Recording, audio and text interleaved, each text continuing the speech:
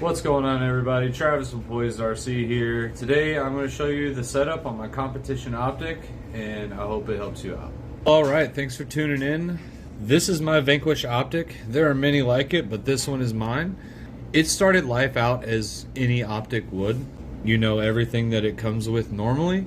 I took my approach for my competition buggy for the trail buggy class in We Rock. That's a plastic cage buggy class. You can use the optic, you can use a Wraith, you can use a Capra, you can use any of those plastic tube cage buggies for the trail buggy class, and it's a ride of a good time. It does have a really low competition weight, 5.5 pounds. I could probably get there, but I would have to put a different motor in here and things like that. But I'm keeping this as simple as possible, and we're just going to go over what that is today. As with any optic that I've ever owned, the first thing I do is I cut the rear end of it off. Cut here, a cut here, and on the other side, and the whole back end of this thing comes off, and you lose a lot of weight that you don't want, and it doesn't look like a trophy truck anymore. So that's super awesome. Looks more like a buggy. But as you can see, I have switched to the deluxe short shocks. I do have in the rear, I have them mounted to the outside of the shock mount. It reduces some of the flex, and it also just keeps the rear end more stable than stock, because the axle has less leverage over the shock, providing more stability. I did leave the radiator in here so that it doesn't look so open, because if you pull the radiator out for weight purposes, you can literally shove your whole hand in the back. Now I do have it mounted loose, so I can rotate it up, reach in, turn it on, and then pivot it back down into place. As we can see here, we do have the stock rear housing, stock plastic housing. We have Vanquish incision drive shafts in the rear. We have the Goon Squad diff skid, get us over all those things that could potentially hang us up on the rear axle. I have hardcore titanium links on the lowers to replace the really heavy stainless steel lowers that come factory. These uppers, they're not strong. They do the job just fine, and they weigh less than the titanium replacements, so I'm just going to leave those there in the meantime. Looking from the top, I have replaced the entirety of the interior with my favorite material, license plate, Arizona, or this one in Indiana. I think it's an Indiana plate. Yeah, Indiana license plate. Just a real simple, bolts in like the stock one. I bolted the little dude in, glued in a chassis brace right here for a steering column so that he looks the part. I also went on a if you don't need it, delete it kind of mentality. And I've trimmed out back here. I've trimmed the cage out up here. I have trimmed out the entirety of this front. Anything that it doesn't need to function is gone. Shown here, this side I don't put a battery over here, so I didn't need any of it remaining, so I cut it all away. The side that I do put the battery on, I cut a lot of it away because it doesn't need to be as thick as it is to retain a battery. For the Driveline, I have swapped the transmission out for a VRD carbon trans. So this is a fully built, lightweight transmission with overdrive, so I didn't have to do anything to the gears and the diffs. These have the kit gears. They're nice and strong, no worries there. Incision drive shaft in the front as well. When I obtained this car in a trade, it already had this servo in here. So I'm just leaving it in there because it works. I found a really good deal on these Vanquish housings in the front. They came with the Trio brass knuckles here. It's just a very simple setup. I ended up using the shift linkages for the twin for here so that if these rod ends wear out, I can just replace a rod end instead of replacing the entire plastic unit that goes in here. In doing so, it shortens this linkage like 1.5 millimeters, maybe less, but it does shorten it.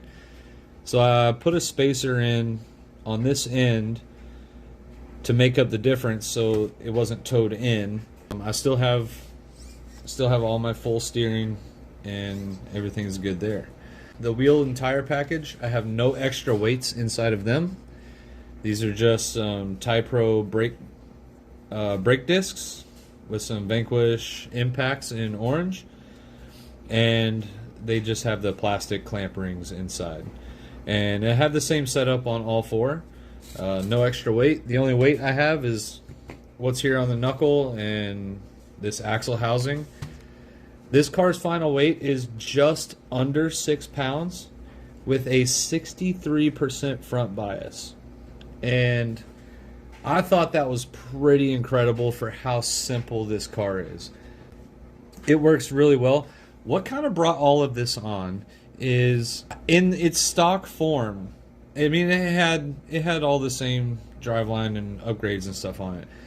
In its stock form with the axle and some other things, I took it up to Central Indiana crawler comps and I entered this in the trail buggy class and I ended up winning.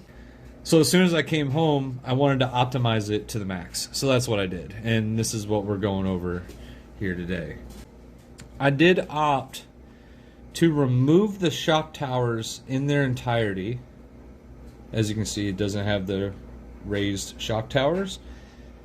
And I have moved the shock mounts back. And what I did is I made sure that everything stayed the same height with the shocks compressed. And I just leaned them back until they lined up with the chassis rail, and I punched a hole in it. And bolted the shock right in there, so everything is good. We got some lean on the shocks.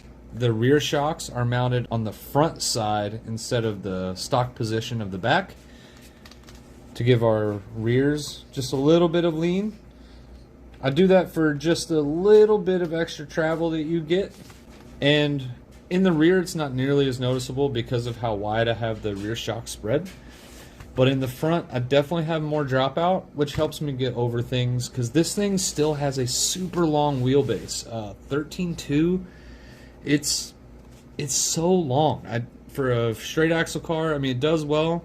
If I was to build a competition like for this class, and I could choose everything, I think I would definitely choose the Capra cage and straight axle swap it.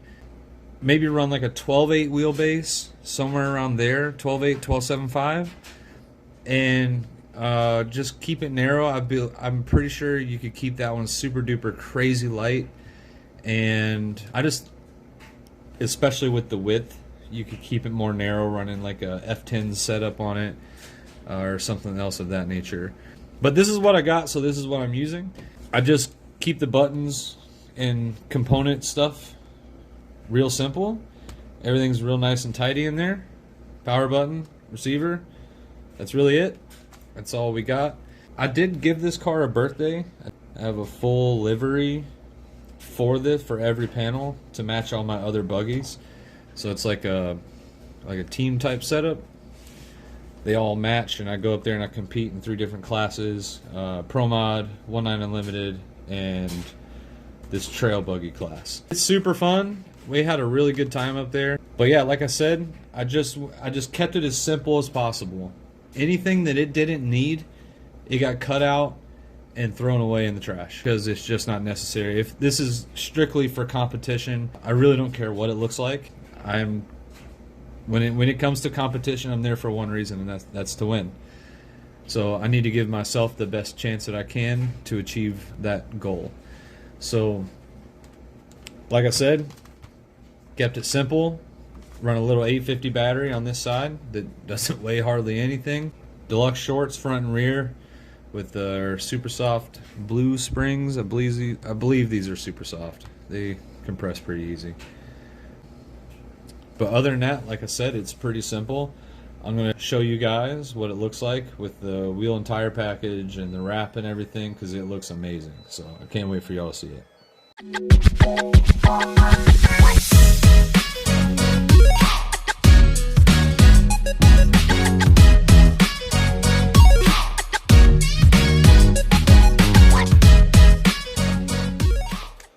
All right. As you can see, we got our wrap all done. Oh man. So I don't know if you noticed in the time lapse, but the door retaining pins, if you still put them in from the bottom going up and using the body clip to go through it to hold it in, simplify your life and just put it in from the top. They don't fall out ever. You just reach under. You don't have to put the body pin in it. Just reach under, pop it up, and pull it out. Remove your battery, put your battery back in, put your pin in, and go. If you're still farting with the body pins right here, just like I said, simplify your life. Put it in from the top down. It's game changing. It's the simplest thing, but it really makes things so much easier.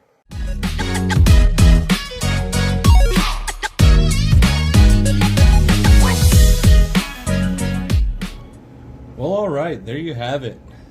This is our comp spec Vanquish optic. I love the shock towerless look. I love this. Y'all might hate it. That's okay. I think it looks great.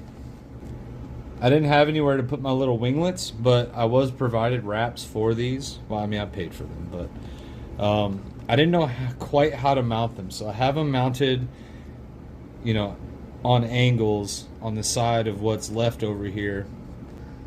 I really like how it looks, minus the reflections from my stupid light. But this car, I have been getting lots of practice in here on the home course. It is growing like crazy. I'm gonna get you guys an update on the home course real soon, and we'll set up a couple courses and run through it. But next week, Sunday, the 7th, Central Indiana Crawler Comps, Abner Langley Park, up in just north of Indianapolis. I'll be there with all my buggies. If you're local to the area, come on out, say what's up, enter,